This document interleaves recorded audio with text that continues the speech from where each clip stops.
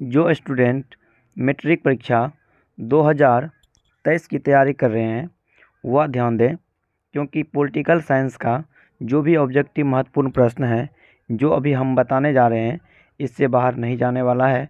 कृपया इसे अपने बारीकी से देखने का काम करेंगे। तो देखते हैं कि पॉलिटिकल साइंस के वह कौन से ऑब्जेक्टिव प्रश्न हैं जो कि एग्ज़ाम के दृष्टिकोण से अत्यंत महत्वपूर्ण है, तो उन्हें देखते हैं। तो प्रश्न है पहला, सांप्रदायिक राजनीति किस पर आधारित है? तो उसका आंसर हो जाएगा एक धर्म दूसरे से श्रेष्ठ है। अगला प्रश्न है, भारत में कहाँ औरतों के लिए अर्थात महिलाओं के लिए आरक्षण की व्यवस्था है? तो उसका आंसर हो जाएगा पंचायती राज व्यवस्था में। जैसा कि हमने पहले भी बता चुका हूँ, पंचायती राज व्यवस्था में 50% कितना प्रतिशत? तो 50% महिलाओं को आरक्षण की व्यवस्था है। अगला है, पंचायती राज व्यवस्था लागू करने वाला पहला राज्य कौन सा है? तो वो हो जाएगा राजस्थान का नागौर जिला। ये प्रश्न अत्यंत महत्वपूर्ण है एग्जाम के दृष्टिकोण से, जो ये प्रश्न कई बार पूछा गया है। अगला प्रश्न है, कौन कौन से व्यक्ति लोकतंत्र में रंगभेद के विरोधी थे? रंगभेद का मतलब होता है रंगों के आधार पे जो कानून बना था उनका विरोधी कौन कौन थे? तो आंसर हो जाएगा पहला महात्मा गांधी, दूसरा ओलंपिक धावक टॉमी स्मिथ एवं जॉन कार्लोस तथा मार्टिन लूथर किंग। एक व्यक्ति आते हैं मार्टिन लूथर, जो जर्मनी निवासी थे, उन्होंने धर्म के खिलाफ आवाज़ उठाया था, तो वो व्यक्ति अलग हो जाएगा और मार्टिन लूथर किंग जो है एक अलग थे। अगला प्रश्न है कि बिहार में संपूर्ण क्रांति का नेतृत्व करता कौन है? तो जयप्रकाश नारायण, जो कि पटना बिहार से संबंधित थे। चलिए अगला प्रश्न को अब देखते हैं कि भारत में हुए 1977 के आम चुनाव में किस पार्टी को बहुमत मिला था? तो उसका आंसर हो जाएगा भारतीय जनता पार्टी को मिला था। और ये 1970 एक ऐसा ईस्वी है, ये आम सभा चुनाव ऐसा है जिसमें कि पहली बार देश में गैर कांग्रेसी सत्ता में आए थे। अगला प्रश्न है, क्षेत्रवाद की भावना का एक परिणाम क्या है? कहता है जब क्षेत्रवाद की भावना उत्पन्न होती है तो अलगाववाद उत्पन्न होते हैं, तो अलगाववाद उत्पन्न होते हैं। दोस्तों इस प्रश्न के बाद इसका पीडीएफ हम डिस्क्रिप्शन में डाल देंगे, अपना वहां से आप डाउनलोड कर सकते हैं। तो अगला प्रश्न है, राजनीतिक दलों के नियम सर्वप्रथम प्रश्न यहाँ पे मिस्टेक हुई है टाइपिंग में। इसका प्रश्न हो जाएगा राजनीतिक दलों की नींव सर्वप्रथम किस देश में पड़ी थी? तो आंसर हो जाएगा ब्रिटेन में। तो अगला प्रश्न है, बिहार में महिलाओं के लिए पंचायती राज व्यवस्था में कितनी सीट आरक्षित हैं? तो अभी तुरंत मैं बता चुका हूँ 50%। अगला प्रश्न देखेंगे कि सूचना का अधिकार आंदोलन की शुरुआत किस राज्य से हुई थी? तो राजस्थान के नागौर जिला से। जैसा कि हमको पता है कि 2000 ईस्वी में राजस्थान सरकार ने सूचना के अधिकार अधिनियम को स्वीकार किया था और 2005 में इसे संपूर्ण भारत सरकार ने इसे अपने अधिकार में कर लिया और इसे पारित भी कर दिया था। अगला प्रश्न है, भारतीय किसान यूनियन के नेता कौन थे? आंसर हो जाएगा महेंद्र सिंह टिकैत, शाहजानंद सरस्वती और शाह मोहम्मद जुबैर। तो अगला प्रश्न है, वर्तमान में लोकसभा में कुल सीटों की संख्या कितनी है?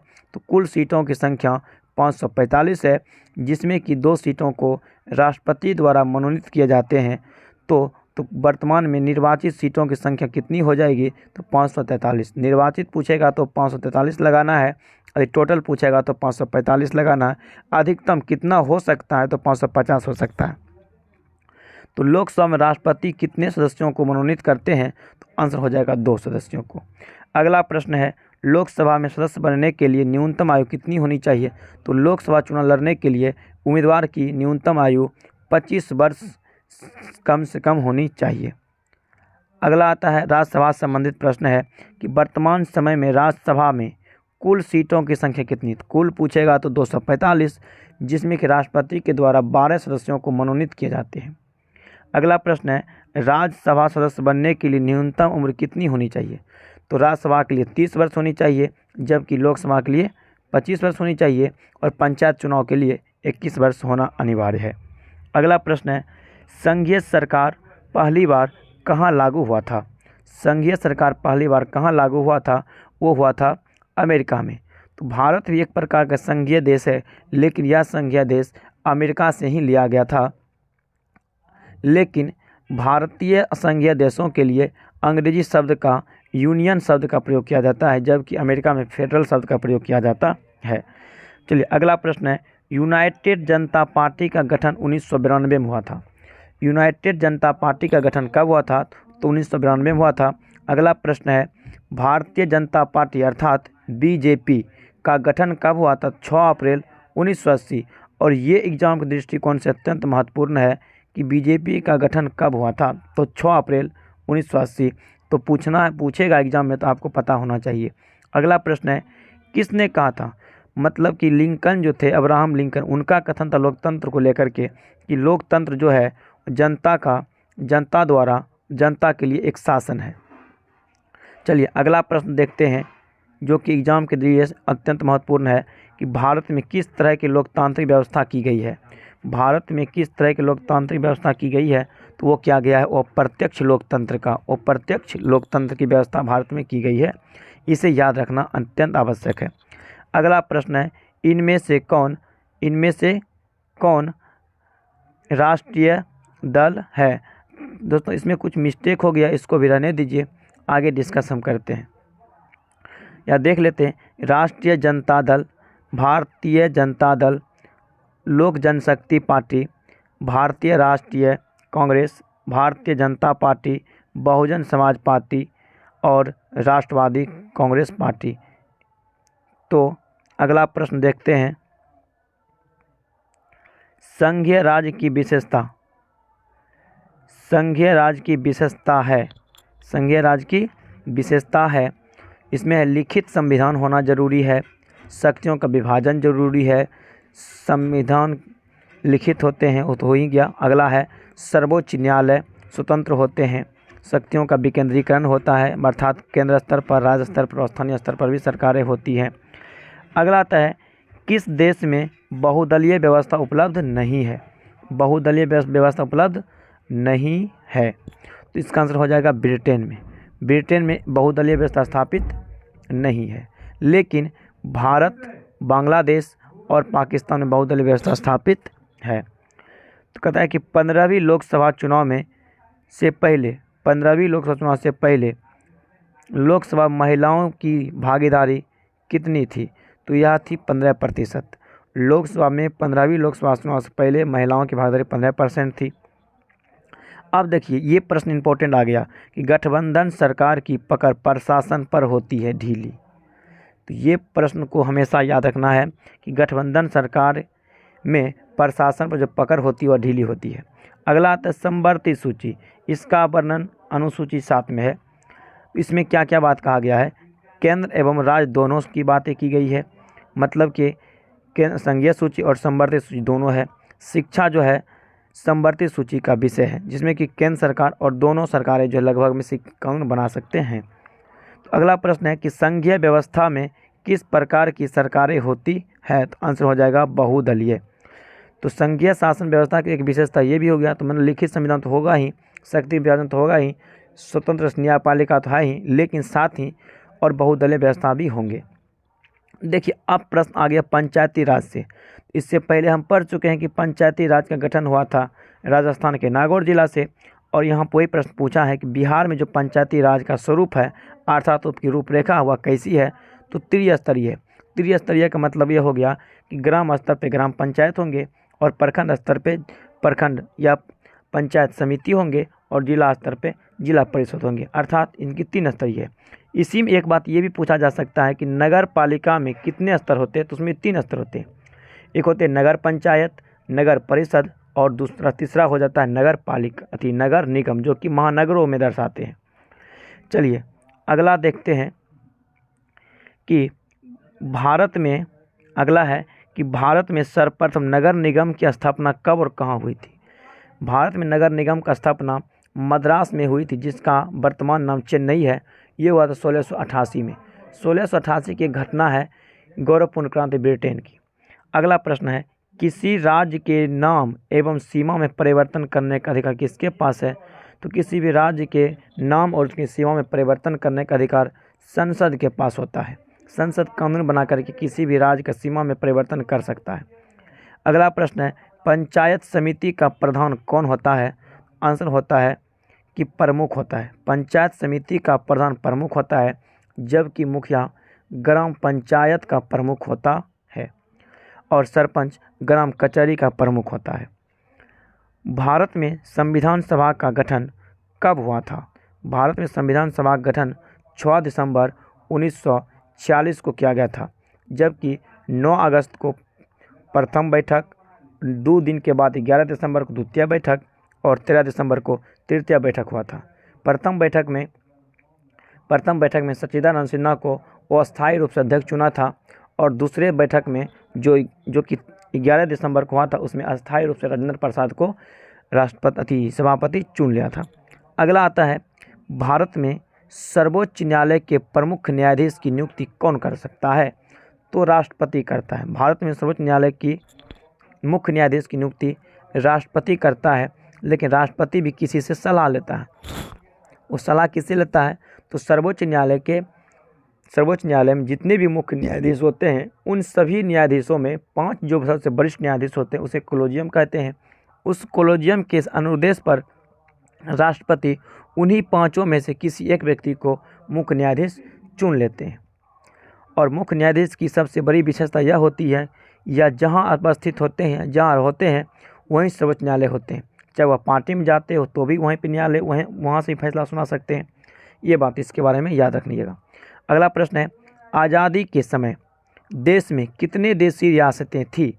तो लगभग 563 देशी रियासतें थी। देशी रियासत का मतलब होता है जहाँ पे राजा का शासन था। अगला प्रश्न है, पंचायती राज प्रणाली की शुरुआत जो राजस्थान के नागौर जिला से हुई थी, लेकिन भारतीय संविधान इसे कब स्वीकार किया? तो इसे स्वीकार किया था 73वां संविधान संशोधन के दौरान, लेकिन किसके सिफारिश पर? तो बलवंत राय मेहता समिति के सिफारिश पर।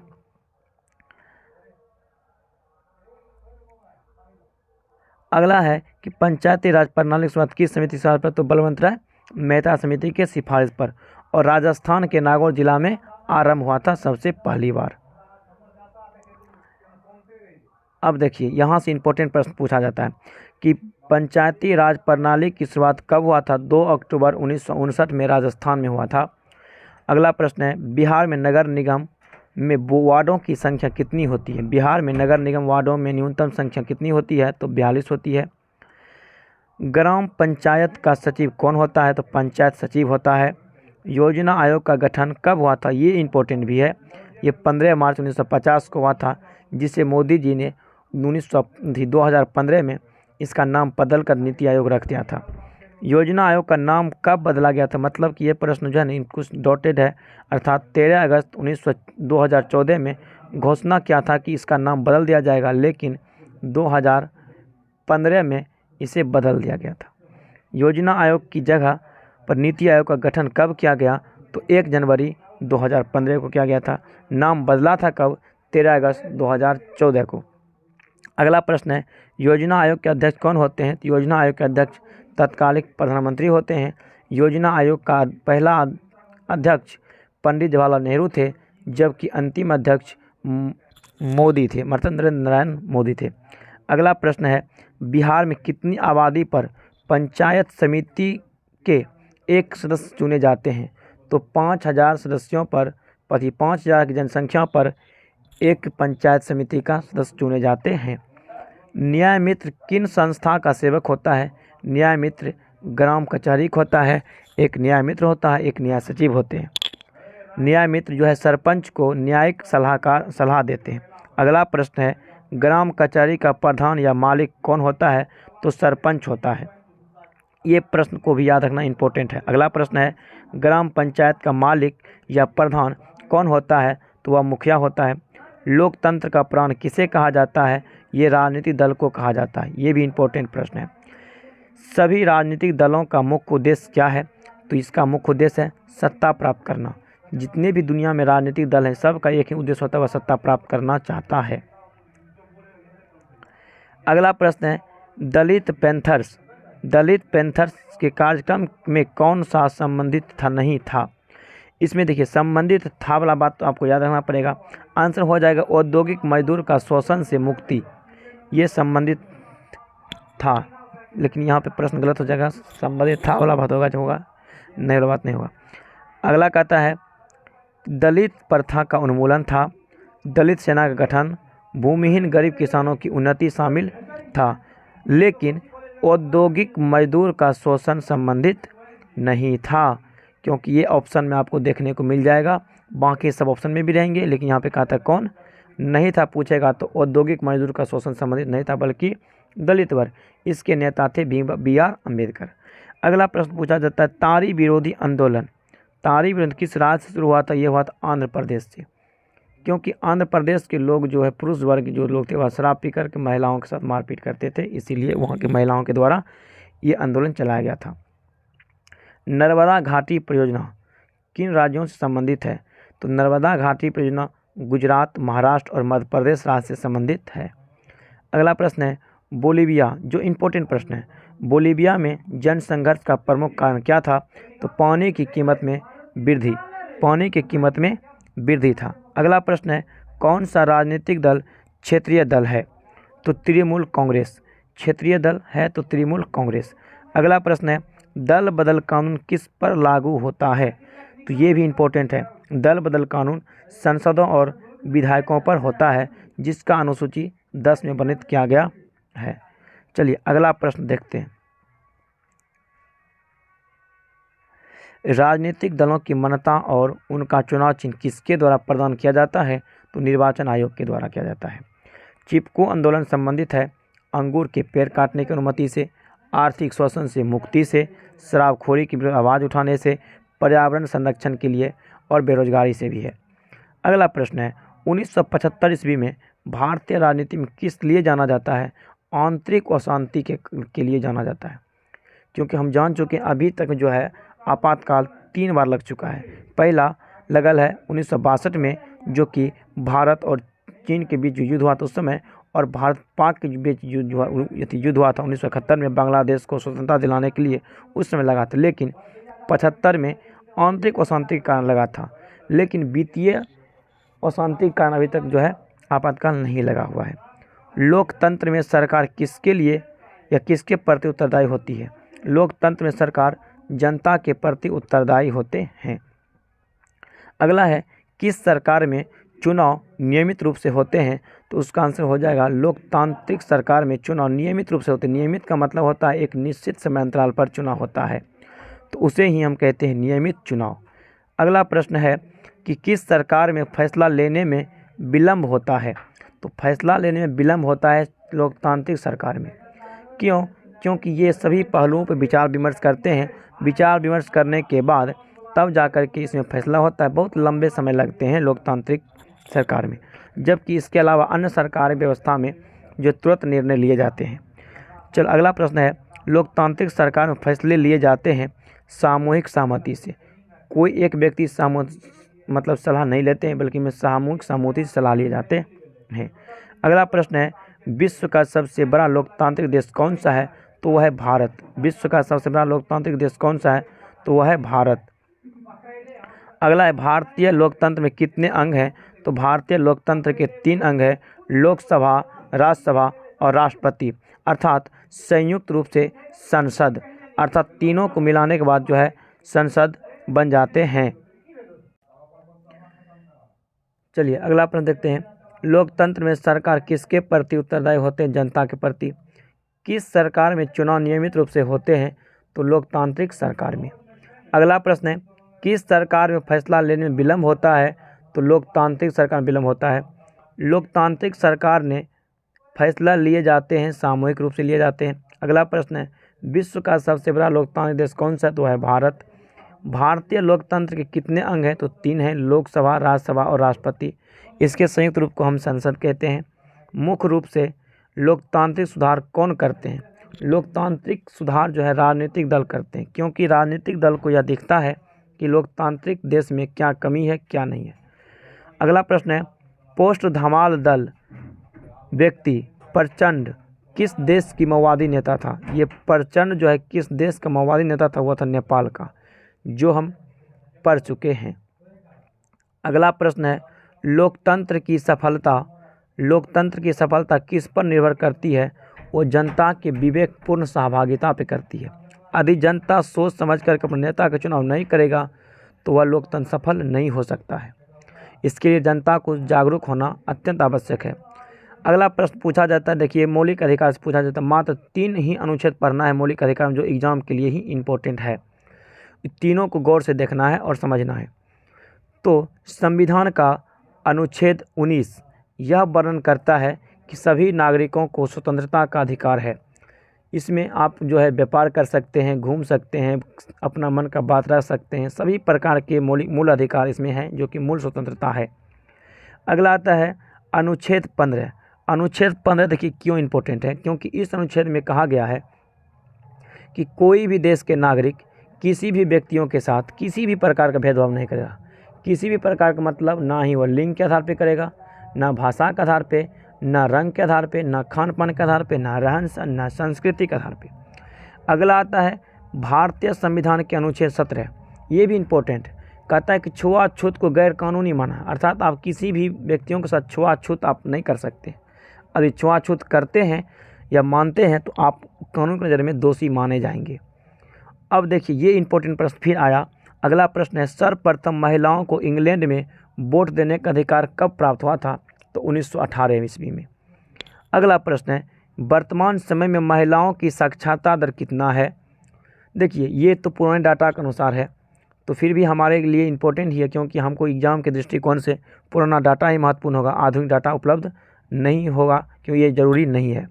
तो 70.3% जो है ये कुल महिलाओं की साक्षरता दर है, जबकि पुरुषों की 84.7% है। सर्वाधिक साक्षरता दर किस राज्य की है? तो वह केरल की है, 90% से भी अधिक है, अर्थात 96% वर्तमान में है, लेकिन हमारे सिलेबस के अनुसार 90% है, तो ये इम्पोर्टेंट है, इसे याद रखना चाहिए। चलिए अब अगला देखते हैं कि संविधान के अनुसार सरकारी कामकाज की भाषा कौन सी है? तो संविधान के अनुसार सरकारी कामकाज की भाषा अंग्रेजी है। अगला प्रश्न है, भारत के 8वीं अनुसूची में वर्णित भाषा को क्या कहते हैं? यह है भाषा संबंधी कानून, क्योंकि भाषा संबंधी कानून जो है ना 8वीं अनुसूची में है, जिसमें कि 22 भाषाओं को शामिल किया गया है। जिसमें देखते हुए 22 भाषाएं हैं कौन कौन सा? कश्मीरी, सिंधी, पंजाबी, हिंदी, उड़िया, तमिल, तेलुगु, उर्दू, नेपाली, संस्कृत, संथाली, बोडो, बंगला, डोगरी, गुजराती, कन्नड़, मैथिली, मलयालम, मणिपुरी, मराठी, असमिया और कोंकणी। ये इम्पोर्टेंट है, जो कि कंपटीशन के क्षेत्र में यह अत्यंत पूछा जाने वाला प्रश्न है। तो ये सब मिलाकर के 22 भाषाएं हैं, जो कि भारतीय संविधान के 8वीं अनुसूची में वर्णित है। अगला प्रश्न है, देश में सबसे ज़्यादा बोले जाने वाली संवैधानिक भाषा कौन सी है? जो देश में सबसे ज़्यादा बोली जाती है वो है हिंदी संवैधानिक भाषा है, और सबसे कम संस्कृत बोली जाती है। अगला है कि त्रिस्तरीय पंचायती राज का ढांचा में कौन कौन से शामिल हैं? चलिए इससे पहले हम बता चुके हैं कि पंचायती राज जो है त्रिस्तरीय है और नगर पालिका भी त्रिस्तरीय है। तो इसमें पूछता है कि त्रिस्तरीय में कौन कौन शामिल हैं? तो ग्राम स्तर पे ग्राम पंचायत शामिल है, प्रखंड स्तर पे पंचायत समिति या क्षेत्रीय समिति शामिल है, और जिला स्तर पे जिला परिषद शामिल हैं। अगला देखिए, अब आता है कि पंचायती राज व्यवस्था का वर्णन किस भाग में है? पंचायती राज व्यवस्था का वर्णन भाग 9 में है। पंचायती राज व्यवस्था में महिलाओं के लिए 50% आरक्षण की व्यवस्था किस वर्ष की गई थी? तो इसका आंसर हो जाएगा 2006 में, क्योंकि बिहार पंचायती राज अधिनियम 2006 के तहत पंचायत को संवैधानिक माना था, इसे विशेष दर्जा भी प्राप्त हुआ था। अगला प्रश्न है कि पंचायती राज अधिनियम का वर्णन किस अनुच्छेद में किया गया है? तो पंचायती राज अधिनियम का वर्णन अनुच्छेद 243 में किया गया है, और नीति निर्देशक की बात यदि की जाए तो अनुच्छेद 40 में जो है इसका वर्णन किया है। पंचायती राज अधिनियम में कितने मुद्दों का उल्लेख किया गया है? तो 29 मुद्दों का उल्लेख किया गया है। कितना आबादी पर एक ग्राम पंचायत का स्थापना होगा? तो 7000 की औसत आबादी पर एक ग्राम पंचायत स्थापना होगा। और कितना आबादी पर एक वार्ड की स्थापना होगा? तो 500 की आबादी पर एक वार्ड का स्थापना होगा। एक ग्राम पंचायत में कुल कितने वार्ड हो सकते हैं? तो 15 से 16 वार्ड एक ग्राम पंचायत में हो सकते हैं। तो ग्राम सभा के सदस्य होने के लिए न्यूनतम उम्र कितना होना चाहिए? तो 18 वर्ष होना चाहिए। दोस्तों यहाँ पे ये प्रश्न आया है कि ग्राम सभा, क्योंकि पंचायत जो मालिक मुखिया होता है, वह मुखिया एक साल में कम से कम 2 बार ग्राम सभा बैठाते हैं, योजना बनाते हैं, इसमें अपना यह नया नया योजना लाते हैं, नया नया विचार विमर्श करते हैं। उसका जो सदस्य बनता है वह 18 वर्ष की उम्र में ही बनाया जा सकता है। लेकिन पंचायत चुनाव लड़ने के लिए उम्र 21 वर्ष होना अत्यंत आवश्यक है। अगला प्रश्न है, ग्राम सभा का बैठक एक साल में कितनी बार हो सकता है? तो ग्राम सभा का बैठक एक साल में 4 बार हो सकते हैं। ग्राम सभा का बैठक एक साल में कितनी बार हो सकता है? 4 बार हो सकता है। और कहता है ग्राम सभा का बैठक मुखिया बुलाता है और उनकी अध्यक्षता भी मुखिया ही करता है। अगला प्रश्न है, किसी गांव के पुलिस व्यवस्था क्या कहलाती है? तो किसी गांव की पुलिस व्यवस्था ग्राम रक्षा दल कहलाती है। इसमें कम से कम 18 वर्ष की व्यक्ति, अधिक से अधिक 60 वर्ष से कम के व्यक्ति जो है इसके सदस्य हो सकते हैं। ग्राम पंचायत का वह अदालत कौन सा है? तो ग्राम पंचायत का अदालत ग्राम कचहरी होता है, जिसका प्रमुख सरपंच होते हैं और उसके सहयोगी न्याय मित्र, न्याय सचिव और पंच भी होते हैं। ग्राम कचहरी का चुनाव किस प्रकार होती है? उसका चुनाव होता है प्रत्यक्ष लोकतंत्र के द्वारा। यहाँ पे प्रत्यक्ष लोकतंत्र का मतलब होता है जनता अपना प्रतिनिधि सीधे चुनती है, उसे ही कहते हैं प्रत्यक्ष लोकतंत्र कहते हैं। जबकि देश की बात की जाए तो देश में अप्रत्यक्ष लोकतंत्र प्रणाली है। अगला है मुखिया सरपंच पंचायत समिति जिला परिषद का कार्यकाल कितने वर्षों का होता है? उसका है 5 वर्षों का होता है। चलिए नोट में देखते हैं क्या है। कहता है ग्राम कचहरी में, एक मिनट रुकिए।